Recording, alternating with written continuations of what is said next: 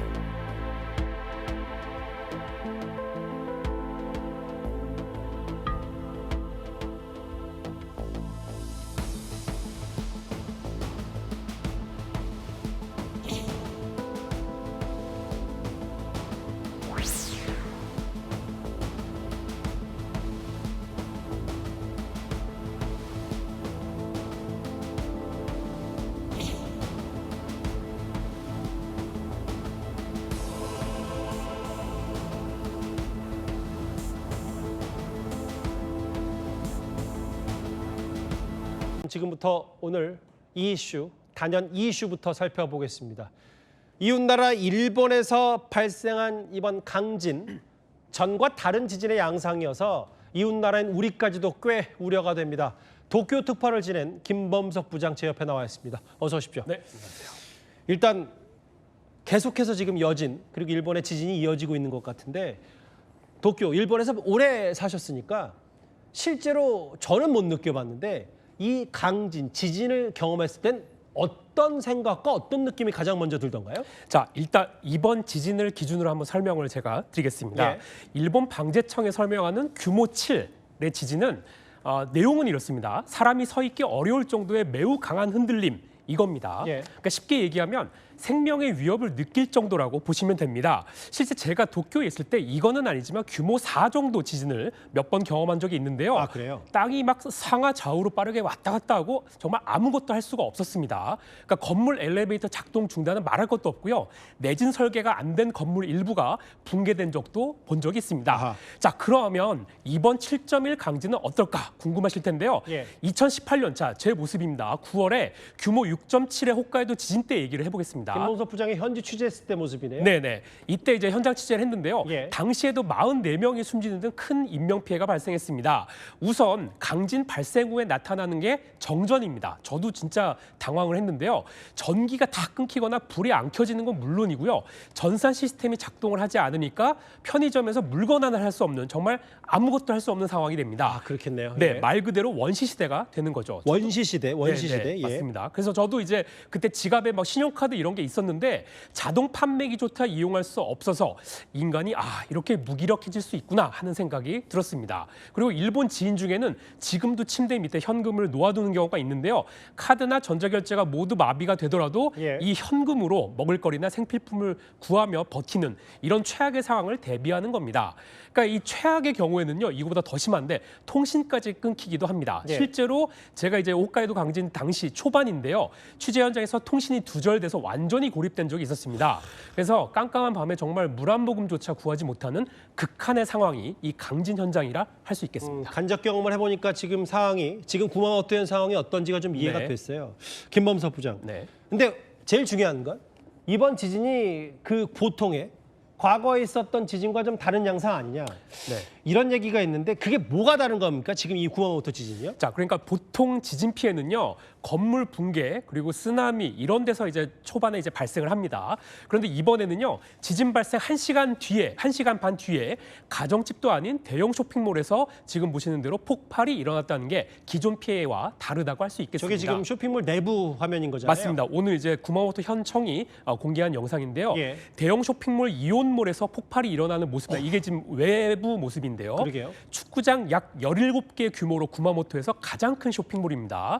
그래서 이제 한때 어제 이 시간쯤에 20명에서 30명 정도 갇힌 것으로 알려졌고 맞아요. 지금 오늘은 이제 실제 3명이 목숨을 잃은 것으로 나타났습니다. 쇼핑몰 측이 오늘 이제 얘기를 기자회견했는데 지진 발생 후에 고객 4,300명을 대피시켰고 그 이후에 남아있던 직원들이 이렇게 피해를 입었다고 밝혔습니다. 자, 그렇다면 왜 폭발이 일어났을까? 자, 오늘 오전에 기아라 일본 관방장관이 브리핑에서 이렇게 얘기를 했습니다. 경찰과 소방이 내부를 수색했을 당시에 예. 가스 냄새가 났다는 보고를 받았다. 이렇게 얘기를 했는데요.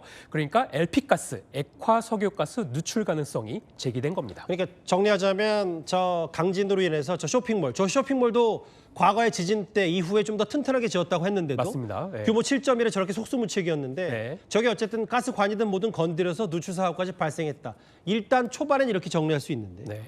근데 이제 문제가 뭐냐면 30시간 안에 지금 이제 30시간이 아직 채 안 됐는데 더 센 지진이 올 수 있다는 가능성도 있는 거잖아요. 결론적으로는 네, 그럴 가능성이 적지 않습니다. 실제 어제 지진 발생 직후부터 오늘 오후까지 여진만 200번 가까이 일어났습니다. 그중에서 규모 5 전후에 비교적 세다 할 수 있는 지진이 14번이나 발생했고요. 심지어 조금 전인 8시 47분에도 규모 5 이상의 지진이 발생했다고 NHK 속보가 전해지기도 그래요? 했습니다. 예. 근데요, 이게 전부가 아닙니다. 이번에 강진 피해가 난 구마모토 현은 10년 전에도 아까 뉴스에서 잠깐 보셨겠지만 지진 피해를 입은 곳이기도 한데요. 잠시만요. 이게 당시 저게 10년 전 화면 맞습니다.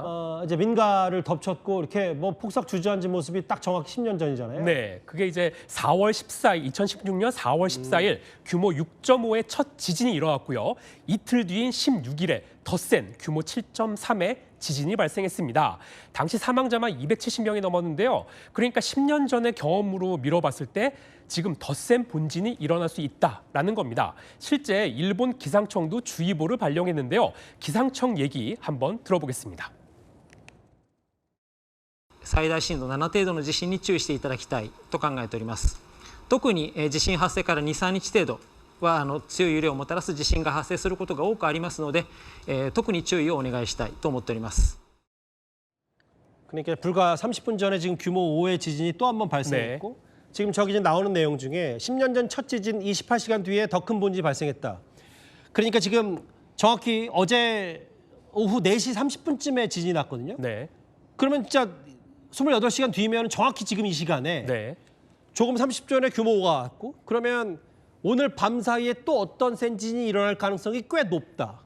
그러면 아까 김범석 부장이 취재하고 파악하기로는 전과 다른 지진의 양상이니까 쓰나미는 없었다라고 했는데 그럼 쓰나미 피해 가능성도 있는 거예요? 그 가능성을 배제할 수는 없습니다. 실제로 어제 일보가 났을 때는 쓰나미 주의보가 발령되기도 했는데요. 예. 오늘 일본 방재 전문가들에게 직접 전화해서 물어봤더니 10년 전 상황이 되풀이될 가능성도 있다. 이렇게 얘기를 했습니다. 자, 왜 그런가 봤더니 10년 전 강진은 지금 보시는 대로 구마모토를 가로지르는 두 개의 단층에 교차하는 부근에서 연쇄적으로 일어났습니다. 예. 자, 이번 지진은 10년 전 7.3 규모 본진 진원에서 남서쪽으로 약 18km 떨어진 지점에서 발생했는데요. 예. 자, 전문가들은 당시에 남은 힘이 이번 지진을 일으켰다고 보고 있는 겁니다. 일본 정부도 이 남쪽 단층 구간을 우려해 왔고요. 근데 문제는 아까 말씀하신 대로 정말 더 강력한 본진이 발생하는 경우입니다. 10년 전에도 첫 강진 이후에 더 큰 본진이 남쪽에서 발생했는데 만약 이번에 바다와 가까운 곳에서 발생한다면 쓰나미 피해까지 겹치는 최악의 상황도 배제할 수 없는 겁니다. 일본도 지금 마찬가지로 밤 9시 30분이 됐으니까 야 이거 큰 걱정이 되는데 근데 이제 아까 말씀하셨던 것처럼 이게 비단 우리나라와 관련이 아예 없다고 할 수도 없고 왜냐하면 어제만 하더라도 부산, 울산, 경남 쪽에서는 이미 일본이 약한 지진을 감지했기 때문에 지금 이 전반적인 이미 불의 골이라는 그 지진판 이게 어떻게 되는 거예요? 맞습니다. 사실 이제 어제 구마모토 강진 일보가 전해졌을 때 규슈 지역하고 가까운 부산, 대구 쪽을 중심으로 예. 흔들림 신고가 780건이 넘은 것으로 나타났죠. 자, 보니까 일본은 환태평양 조산대, 이른바 불의 고리로 속합니다. 이번 주에만 일본뿐 아니라 대만과 남태평양, 바누아투에서도 잇따라 강진이 발생한 것으로 잠시만요. 나타납니다. 몰랐었는데 구마모토현 저 지진 전부터 저런 대만, 바누아투 이런 데 지진이 있긴 있었네요. 맞습니다. 굉장히 날짜가 촘촘하죠. 불의 고리 전역에서 지진 활동이 그만큼 활발해지고 있다. 이런 겁니다.